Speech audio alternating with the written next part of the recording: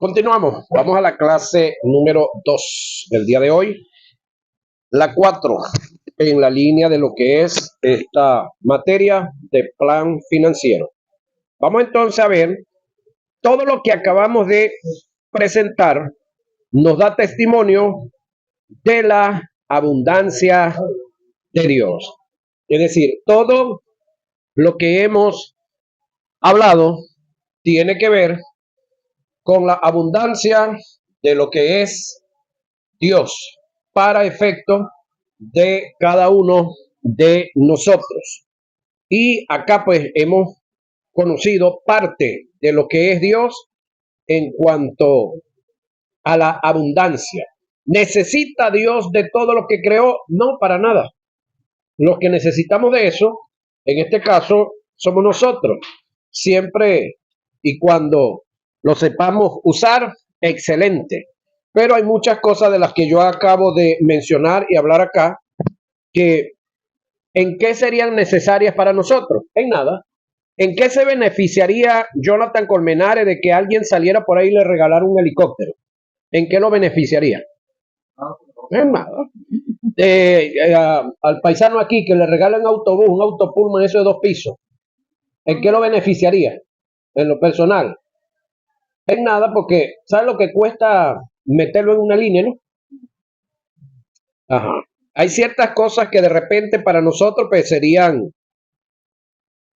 no consonas con lo que estamos llevando a cabo. Ahora, todo lo que acabamos de expresar del tema que ya vimos, tienen que oírlo, ya está grabado, nos muestra la abundancia de Dios. Esto es para que reflexionemos sobre lo que es Dios y lo que nosotros nos han manifestado de Él. Ahora, es aceptable todo lo que ha venido presentando, pero cabe una pregunta. ¿Por qué hay tanta escasez en el pueblo de Dios? Hay una respuesta que en mi ignorancia le hice igual, igual se la hizo el patriarca Job y el profeta Jeremías. ¿Por qué los malos prosperan? Esta es una pregunta que el patriarca Job le hizo a Dios y también el profeta Jeremías le preguntó, ¿por qué los malos prosperan? ¿Por qué viven los impíos y se envejecen y aún crecen en riquezas? Job 21:7. ¿Por qué es prosperado el camino de los impíos y tienen bien todos los que se portan deslealmente? Jeremías 12:1. La respuesta está en entender que Satanás es un ser que prospera dando riquezas, oigan esto, independientemente de la capacidad que tengas para recibir. Para él es favorable, para Satanás, que no estés capacitado para recibir, porque mientras más recibas, en la condición que estás, más te corrompes por lo inmaduro que eres. En Dios hay principios que componen un sistema que el creyente debe conocer y aplicar para que se puedan hacer una realidad la vida próspera en el área financiera. El deseo de Dios es que todos seamos prosperados en todas las cosas. Tercera de Juan 2. Dios no da. Dios no da. Él no da riqueza para maldecir, sino para engrandecerte y cumplir en ti mi propósito. Satanás te ofrece mucho, te da poco y te lo quita todo. Él no da nada si no hay algo a cambio. La bendición de Jehová es la que enriquece y no añade tristeza con ella. Proverbios 10:22. Debemos tomar en cuenta que todas las cosas en Dios funcionan y se dan bajo un sistema. ¿Qué es un sistema? Es el conjunto de normas y principios que han sido establecidos para que al conocimiento y la aplicación de ellos se puedan alcanzar los objetivos. Las finanzas no escapan a esta verdad. Ellas, las finanzas, funcionan bajo un sistema que encierra un conjunto de principios que sin conocerlo o conocerlos y no aplicarlos, definitivamente se alcanzan los objetivos. A continuación, voy a presentar dichos principios. Ahora es que esto se pone bueno, compañeros. Apenas estamos dando inicio o dando los primeros pasos para iniciar lo que es esta clase. Es decir, todo lo que vimos que tiene que ver con lo que es Dios, con lo que Dios desea y lo que ha determinado, ahorita es que comienza y se pone bueno. Vamos a ver los principios en el sistema del reino en relación al plan financiero de Dios.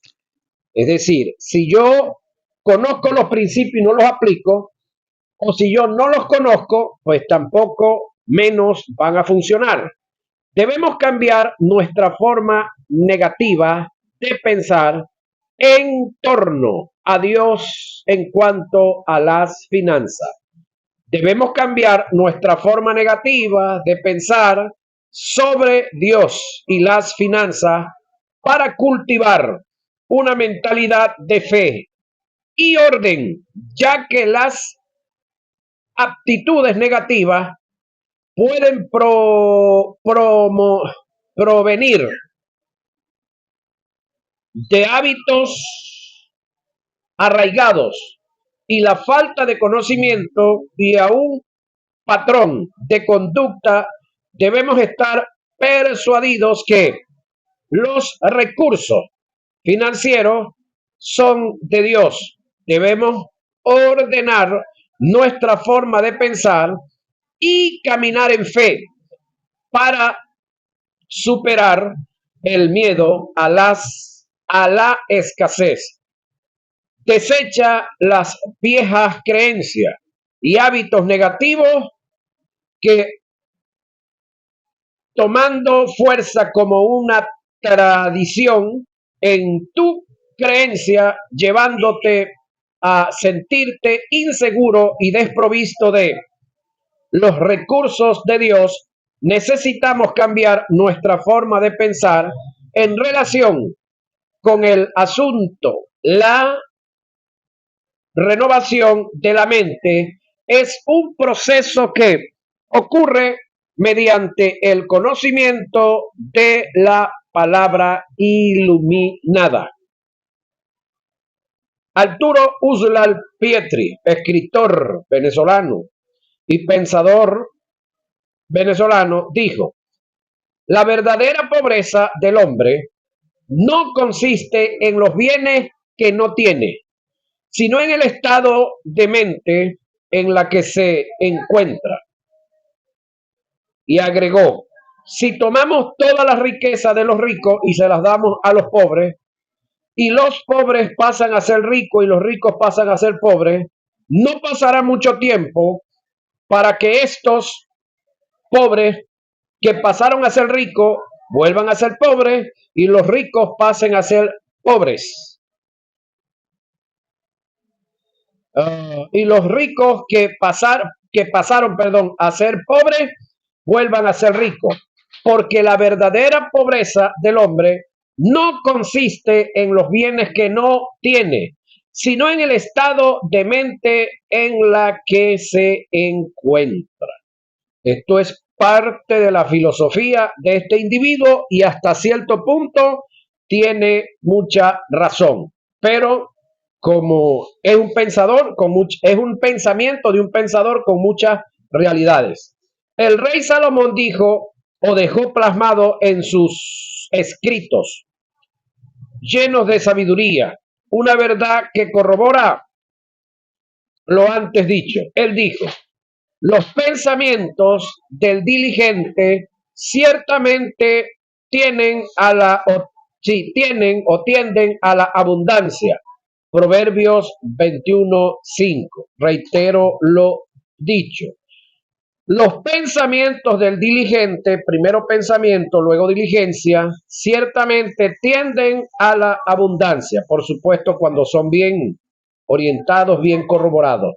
Proverbios 25:5. Ahora, cuando usted hace un pequeño análisis de varias fuentes de empleo, varias fuentes de trabajo acá en el estado, no sé si usted conocen y se han dado una vuelta y se han paseado por el mercado mayorista, ¿verdad?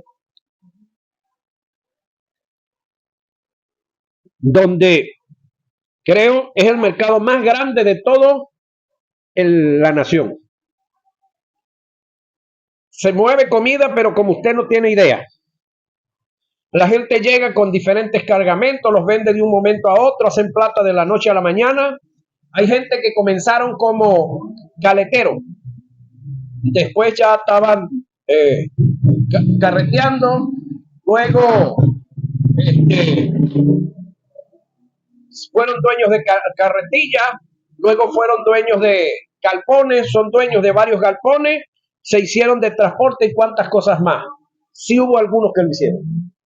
Pero hay otros que desde que entraron ahí, así como les entra la plata, la botan. Droga, alcohol, mujeres y juego. Muchos que vienen del campo con su cosechas de ellos, cosechas de otros, las venden. De un momento a otro se ponen a jugar y botan toda la plata. Es decir, si hay un sitio donde se mueve plata, es en ese bendito mercado. Pero la mayoría de la gente que trabajan ahí tienen una mentalidad de pobre. Plata por demás, pero así la despilfarran, así la botan. Sin embargo, ha habido uno que otro que sí ha echado juicio y que sí se ha organizado y que hoy tienen pues una muy buena vida, porque se organizaron, porque la riqueza no se sostiene por el trabajo natural, sino por la parte psíquica, administrativa. Alguien dijo que si el trabajo diera plata, los burros tendrían chequera, cuando existían las chequeras, ¿no? Ahora, no es el trabajo el que da plata, es la forma como se haga el trabajo. Todo creyente debe buscar prosperar en los asuntos de Dios. No debe ser una persona indiferente, conformista ni pesimista, que piense en forma negativa. El creyente que es optimista, no se le oyen confesiones tales como: yo siempre fui así, no voy a cambiar. Creo que es muy tarde para progresar. Estoy satisfecho como soy. Estoy muy viejo para el asunto. Esto no es para mí. No creo que lo vaya a lograr. No tengo suerte para eso. Esta es la voluntad de Dios. El que sea pobre. Pobre fui y pobre seré. Los ricos están completos. Muchacho barrigón, ni que lo fajen chiquito. Así está la mentalidad de muchos creyentes dentro de la congregación. Ahora, gran parte de las congregaciones son conformadas por hombres y mujeres que en el tiempo del mundo vivieron dentro de unos vicios muy costosos. Es decir, hombres y mujeres que estuvieron bajo lo que es el vicio de la droga. ¿Cómo buscaron, cómo trabajaron, cómo se consumieron, cómo malgastaron el dinero en esos vicios? Pero ahora están en Cristo y no tienen el mismo ímpetu para trabajar, no tienen el mismo ímpetu para el esfuerzo financiero, porque no tienen el vicio. Gracias a Dios que no tienen el vicio, pero debieran de seguir trabajando igual. Y ya entonces comenzará a ahorrar o a invertir en cosas que verdaderamente sean beneficiosas a la larga. Nuestra actitud delante de Dios depende, nuestra utilidad, corríjome, delante de Dios depende de cuánto busquemos ser perfeccionados, aumentando nuestra capacidad intelectual, cambiando nuestra forma de pensar tan negativa, ajena a la mente de Dios. El creyente siempre debe sufrir de insatisfacción positiva. Nunca debe conformarse con lo que tiene. El inconformismo con motivos correctos es un impulso para conducirse al éxito financiero. Oiga, el inconformismo con motivos correctos es un impulso para conducirse al éxito financiero. Y aquí voy a ahondar en algunas cositas. En el caso de nosotros que tenemos un llamado ministerial, y en mi caso que he sido llamado a tiempo completo, yo tengo que, a pesar de lo que hasta ahorita sé, yo tengo que seguir invirtiendo tiempo y si tengo que invertir dinero en seguir estudiando y educándome, debo de hacerlo. Porque pregunto, ¿ustedes creen ustedes que si yo no tuviera el conocimiento que tengo y el respaldo que tengo y que puedo a ustedes entregarles una certificación y que por causa del esfuerzo que he hecho tengo los conocimientos que tengo, si yo no los tuviera, ustedes estuvieran aquí? Ok. Entonces, esto no es de ahorita para ahora. Yo tengo más de 10 años ya en esto, dando clases, aparte de los años que estudié. Ahora, no todos hemos sido llamados a ser maestros, no todos van a ser llamados a ser pastor, no todos van a ser llamados a tener un ministerio, pero la gente en nuestras congregaciones también tiene que prepararse de acuerdo al llamado de acuerdo a la vocación que tengan. Porque uno de los graves errores, Jonathan Colmenares, que cometieron con nosotros, sobre todo en nuestras iglesias pentecostales, era que Cristo ya venía, que para qué íbamos a poner, para qué íbamos a estudiar y para qué íbamos a poner nuestros hijos a estudiar. ¿Sí? Ahora, es cierto que Cristo ya viene, ¿sí? Pero debemos de esperarlo como si viniera esta noche, pero trabajar y estudiar como si viniera dentro de 100 años. ¿Cree usted que no tiene la oportunidad de alzarse con un título universitario? ¿Qué le falta? Ocuparse a. Hubo un tiempo en el que era muy difícil entrar a la universidad. Ahorita es súper fácil. Tenemos en todos lados y hay muchas universidades nuevas. En cuanto al bachillerato, igual. ¿Qué tenemos que hacer? Un pequeño esfuerzo.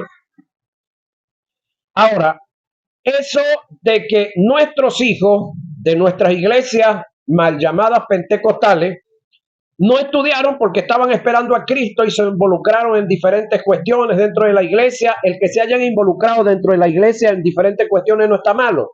Lo malo está en que no estudiaron. Entonces, por esa razón, los hijos del diablo que sí estudiaron, que sí se prepararon, son ahora los que están frente a la farmacia, los mercados, la alcaldía, la gobernación, los concejales, y pare usted de contar, porque son puestos o posiciones que requieren de un profesional. Como nuestros hijos no los hicimos profesionales, entonces ahora ¿dónde están nuestros hijos? Barriendo las calles, de zapateros, algunos de policía, ¿qué más? De electricistas, de albañiles. No estamos diciendo que estos trabajos no sean buenos, pero pudieran estar en un sitio mejor por causa de la preparación. Ahora, ¿dónde dice la Biblia que es pecado estudiar? Tenemos por ahí algunos hermanos por ahí que están desorientados, que ellos dicen que la mucha letra mata. No, cuando Pablo se refiere a eso, se refiere a la letra de la ley. No se refiere ni a la letra secular de las filosofías, y tampoco se refiere al estudiar las Sagradas Escrituras.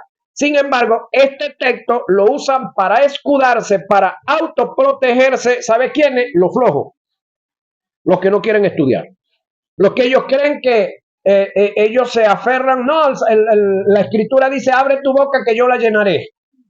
¿De qué se llena una boca abierta que no tiene educación? De mosca y de saliva. Entonces cuando Jonathan estudia, cuando Jonathan analiza, cuando Jonathan se da cuenta de una cantidad de verdades, y entonces cualquiera viene por ahí a querer patotearlo, a querer, como se dice en el argot popular, a meterle los dedos en la boca, y le dice, no, compañero, eso no es así. Mire, la Escritura dice esto y esto y esto y esto. Eso fue después que te juntaste con Alfonso que te echaste a perder. Pero antes no es que ahora no es manipulable. Entonces la gente que no es manipulable, la gente que no se deja manipular porque conoce, ahora lo ven peligroso. ¿Sí? Pero los manipulables cualquiera se los lleva. Ahora, alguien dijo, cambia tu forma de pensar y cambiará tu forma de vivir. El filósofo y pensador Stephen Covey, en uno de sus discursos, emitió un pensamiento que tiene mucho, y tiene relación con lo que vengo enseñando. Él dijo, siembra un pensamiento y cosecharás una acción. Siembra una acción y cosecharás un hábito. Siembra un hábito y cosecharás un carácter. Siembra un carácter y cosecharás un destino. Ahora, muchos de nosotros estamos diciendo o hemos dicho que nuestro destino era ser pobre. No. En el caso mío personal, nací en una familia abundante, 14 hermanos, papá y mamá. Hay unas cuantas hectáreas de tierra ya. El único detalle es que le hace falta dinero y técnica para ponerlas a producir.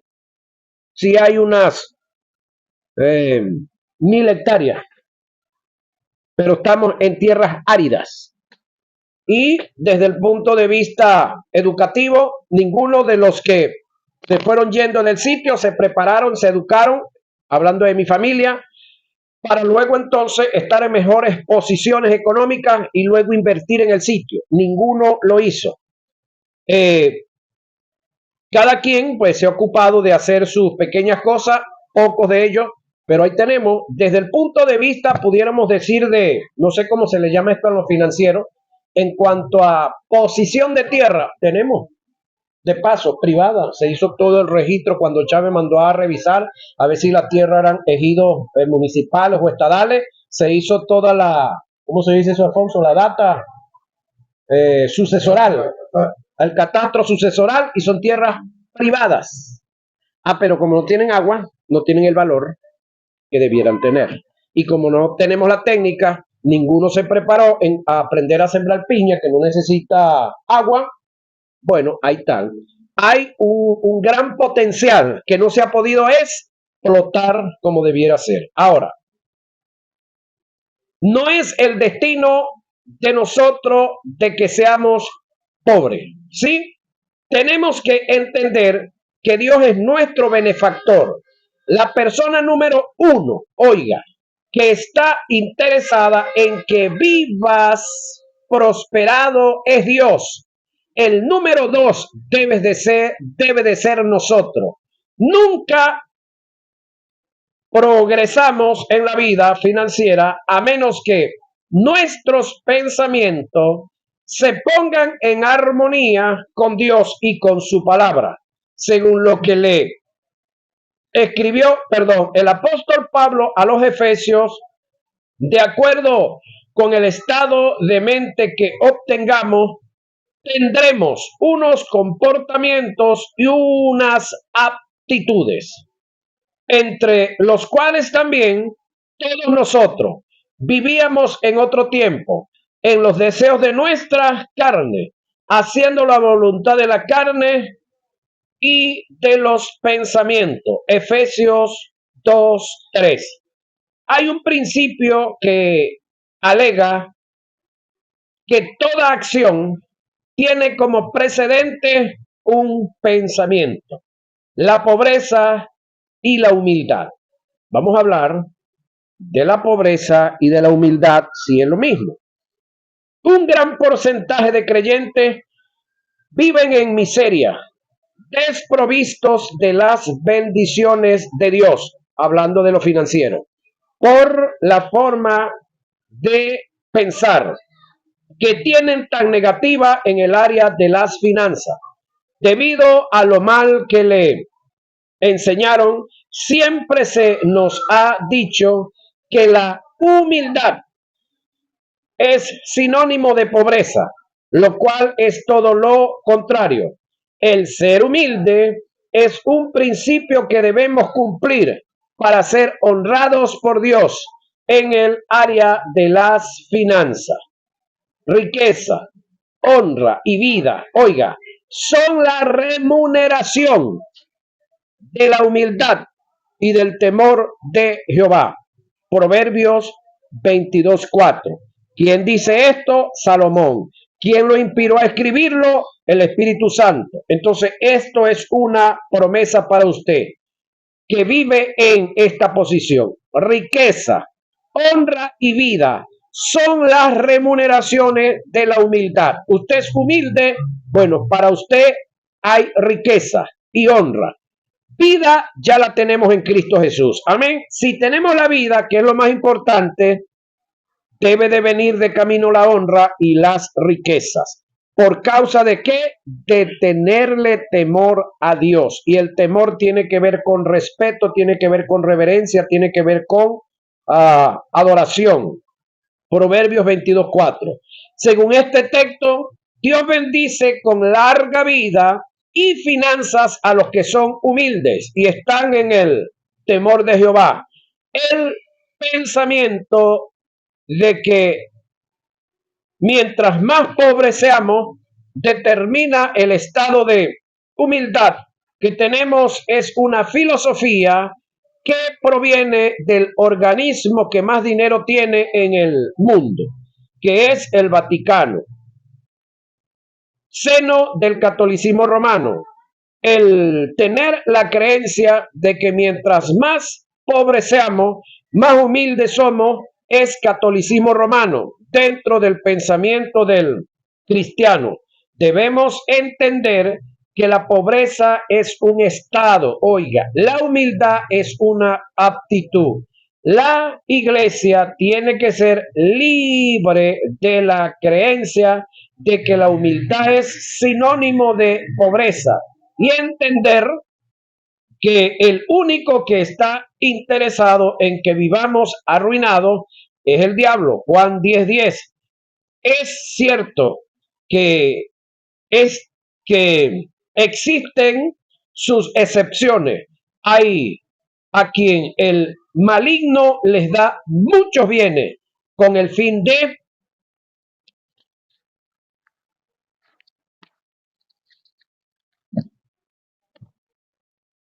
condenar su alma. Satanás siempre Satanás siempre queda algo, Satanás siempre que da algo, lo da a cambio de algo, es decir, no lo da por darlo. Recuerden, Satanás te ofrece mucho, te da poco y te lo quita todo. Él nunca da nada si no le das o si no le va a sacar provecho. Me llama mucho la atención la forma de pensar de los judíos en cuanto a los principios y a las causas por las cuales deben producir dinero. Ahora, vamos a ver los principios y las causas por las cuales los judíos deben producir dinero. Debían producir dinero para vivir prosperados y de esa forma glorificar y honrar a Dios. Muy buen principio. Ante la sociedad, según sus principios y su forma de pensar, un judío arruinado es una deshonra ante la sociedad como pueblo de Dios. Su meta era producir para invertir en el reino de Dios. Para un judío, después de Dios, estaba el reino. Ellos producían para cubrir sus deudas y vivir en abundancia y salir de la etapa de la solvencia. No solo producían para solventar sus deudas y vivir en abundancia, sino que con su dinero invertían en obras filantrópicas. Producían para dejarle herencia a sus hijos. Nunca un judío moría y dejaba a sus hijos desprovistos de bienes. La mentalidad del latino es todo lo contrario. Piensan en tener hijos para cuando estén ancianos, los mantengan. El poder económico es un área que la iglesia ha descuidado en su totalidad. Sabemos que Dios tiene la prosperidad, en todas las cosas, pero sin dinero no se puede llevar a cabo su obra. ¿Quién más que la iglesia, con todos los recursos espirituales e intelectuales, está capacitada para establecer el reino de Dios? Pero en el estado de mente tan miserable, lejos de la verdad de Dios en cuanto a la finanza, nunca se podrá alcanzar el nivel financiero de abundancia que Dios ha designado, y por ende nunca podremos llevar a la realidad las grandes cosas que Dios en su soberana voluntad ha querido y quiere lograr con su pueblo. El deseo de Dios es que seamos bendecidos para el establecimiento de su reino y así podamos bendecir a otros y a otras. Si ese es el objetivo de Dios, si esa es la posición que Dios tiene para con, si esa es la posición que Dios tiene y que Dios es, creo que nosotros en esa área debiéramos de ir pensando como Dios piensa, ¿sí? Y debiéramos de ir viendo en esa área como Dios ve. Ahora, ¿qué es lo que sucede? Bueno, que a nosotros se nos ha predicado, y muy bueno que se nos ha predicado, de salvación y de santidad. Y como se nos ha predicado de salvación y de salvación conocemos y de santidad conocemos, y en eso estamos caminando. Pero es necesario que la santidad